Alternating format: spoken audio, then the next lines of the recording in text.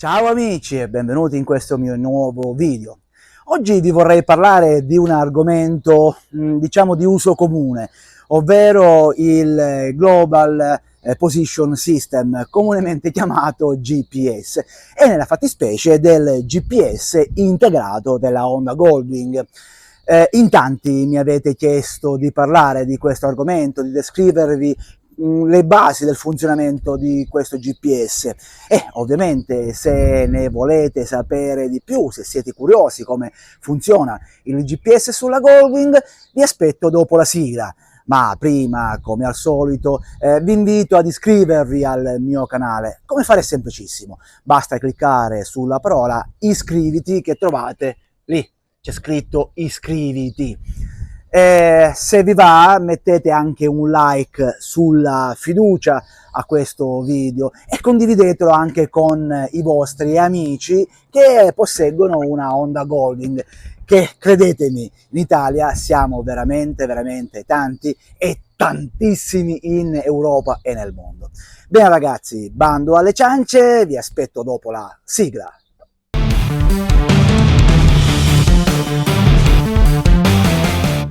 La Honda, con la sua ammiraglia, la Goldwing, ha sempre portato avanti un progetto di tecnologia avanzata e nel settembre del 2005, se ricordo bene, presentò il modello 2006 con il GPS integrato, rivoluzionando ovviamente il mondo del mototurismo in tutto il mondo.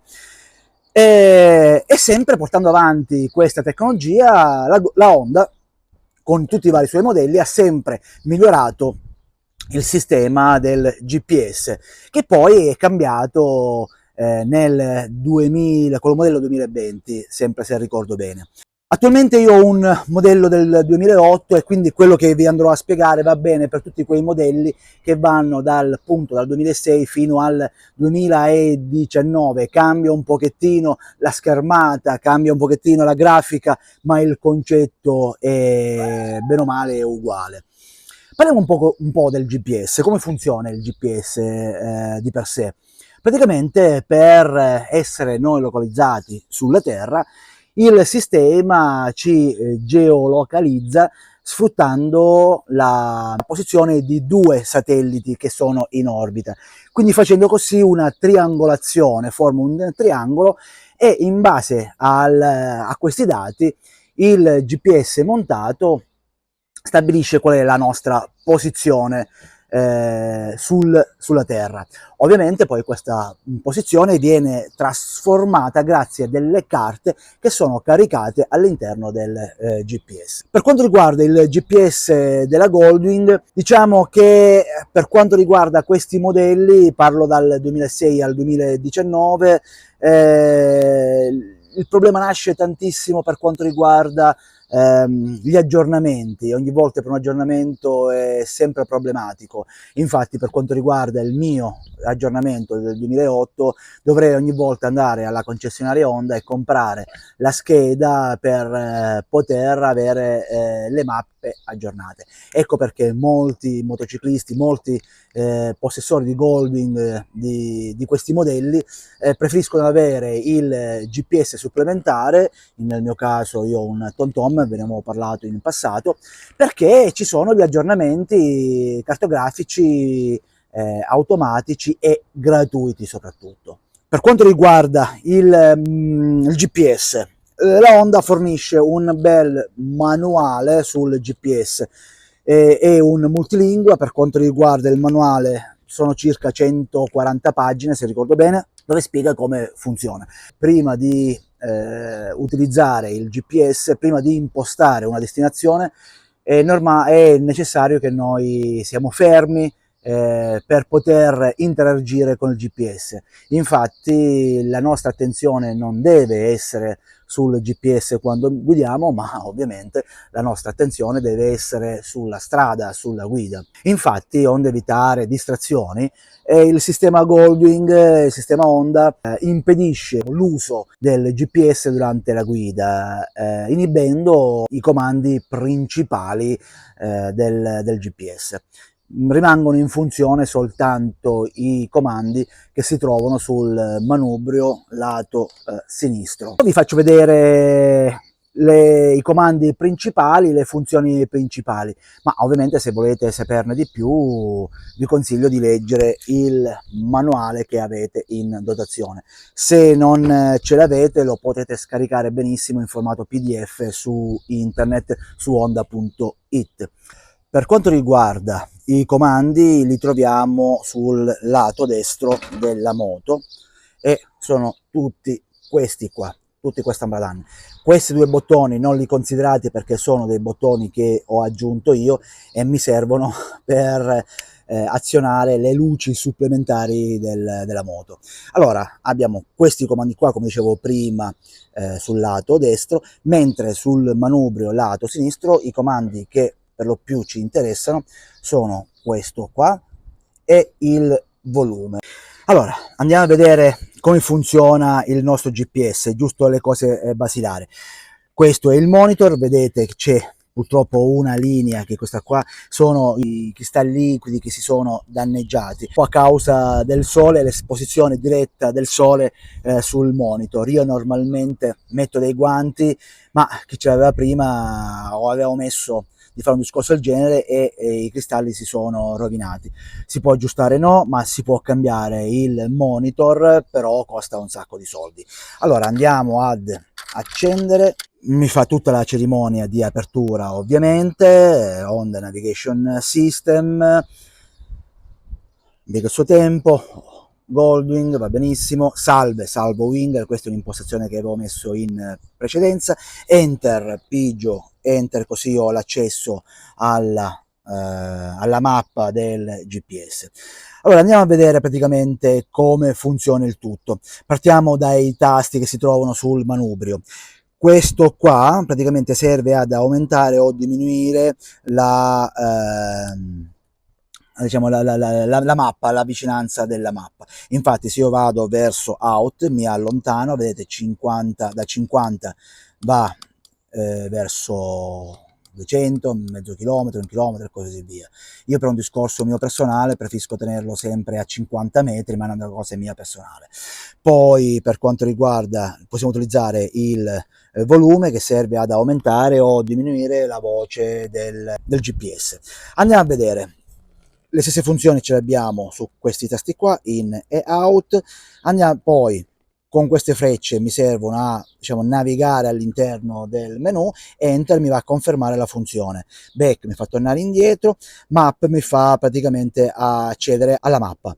Menu, allora se io pigio menu vado sul menu principale, eccolo qua, vedete il tasto trova che è evidenziato. Io posso andare in giro su questo menu principale utilizzando le freccette, quindi con quella su e giù vado, vedete, si evidenzia, vado con quella giù, poi torna su e andiamo a vedere le varie funzioni. Impostazioni info, premendo enter, che è questo qui, vado all'interno delle impostazioni e qui ho le impostazioni dello schermo, quindi come voglio schermo più chiaro, più scuro o meno. Torno indietro, le impostazioni di sistema, quindi mi dà se voglio le miglia, i chilometri, formato le ore, tutte le parti diciamo che sono in blu sono, diciamo, le impostazioni che io ho scelto. 1, 2 praticamente sono le pagine, pagina 1 e pagina 2. Io vado a navigare all'interno con sempre i miei tasti. Impostazione procedimento, imposta procedimento, clicco enter. Questo qua praticamente sono le impostazioni che avevo spiegato in qualche video precedente, le impostazioni della cerimonia di apertura. Info, qua è soltanto le informazioni sul GPS, quindi mi dice quali sono i satelliti che in questo momento io ho agganciato.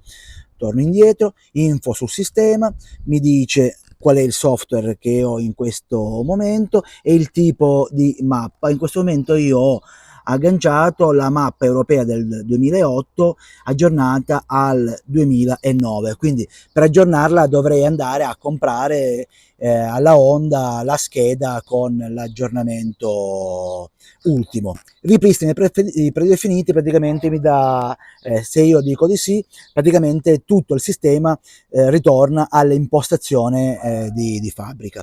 Torno indietro, vado su trova, ok, quindi io vado a cliccare trova, posso scegliere la mia destinazione o per la ricerca che ho fatto in precedenza, per un punto di interesse se lo conosco, per indirizzo, per incrocio, per la città, per uscita, in questo caso intesa come uscita autostradale o strada principale. Io normalmente metto per indirizzo, ci clicco. Allora, vedete città opzionale, perché fa così? Perché il sistema vi calcola l'indirizzo che si trova più vicino a casa vostra. Io da opzionale cambio e metto una città che mi interessa, mettiamo che so, metto Torino. Vedete che il sistema mi va a cancellare le lettere che non mi interessano e mi evidenzia quelle che potrebbero essere utilizzate, quindi la O di Torino, To, R, Torino. Io mi sposto sempre con le freccette. Torino. Perfetto. Mi dà diverse opzioni di Torino, ovviamente Torino in Italia, provincia di Torino. Clicco, metto la via, ci clicco sopra sempre con il pulsante Enter. Facciamo un esempio, voglio andare in piazza Garibaldi. Ecco qui, Garibaldi, là, mettiamo Garibaldi. Ecco qua, Garibaldi, già me lo dà su in alto. Clicco, via Giuseppe Garibaldi, quindi non è piazza Garibaldi a Trino, ma c'è via Giuseppe Garibaldi. Numero civico, facciamo finta di voler mettere il 2, poi vado su ok, io nel frattempo mi sposto sempre con le freccette che si trovano a destra, trova, lui mi dice di impostare, ecco qua, via Giuseppe Garibaldi 2, Torino, 38 km 8 da casa mia, imposta rotta, la posso impostare, lo posso aggiungere come punto di interesse, lo posso salvare sotto l'elenco dei favoriti, vado come imposta rotta, il sistema mi dice cosa vuoi fare, io già nelle impostazioni avevo messo che le mie rotte devono essere tutte come preferenza il minor tempo e da evitare sempre strade a pedaggio. Clicco su calcola, il sistema comincia a calcolare, eccolo qui, ha calcolato il percorso e sono pronto per poter andare. Eccolo qui, tutto calcolato. Poco fa avete visto non c'era le indicazioni che ci sono sulla destra, io per poterle fare apparire ho cliccato il pulsantino mappa, questo qui, e quindi mi dice che tra 50 metri ho un cambiamento di strada che devo fare, la distanza totale di 54 km e l'ora presunta di arrivo 12,53. Dopodiché io in questo caso posso tranquillamente andare. Altre cose che posso fare, premendo il pulsante, il menu, questo qui, menu, vado sul menu, vado sulla rotta, ci clicco sopra e posso in questo caso ricalcolarla, modificarla, fare una nuova rotta, cercare la deviazione, posso interromperla o eliminarla.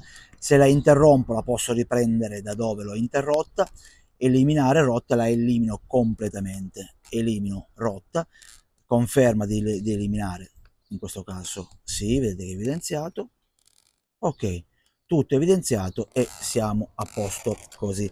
Dopodiché io cliccando sul tastino display mi vado a far apparire tutte le informazioni che a me interessano sulla moto. Invece se io riclicco su mappa mi dà le informazioni esclusivamente della mappa.